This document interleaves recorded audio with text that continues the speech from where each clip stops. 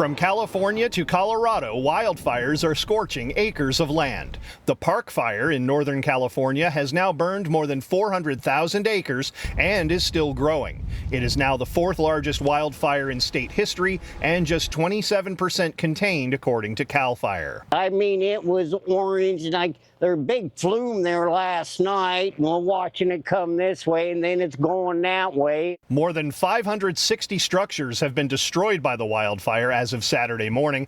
Air quality is also a concern, especially for kids participating in outdoor activities. We're doing our best to ensure that recreation activities move forward, especially during difficult times. Families need to have that outlet. Adults need to be able to go play sports, just having something positive in their lives while the community deals with yet another wildfire. Wildfires are also raging in Colorado. 3 different wildfires have torched thousands of acres and killed at least one person. We've known for years that a fire in this area, that it would take on a personality that we did not like.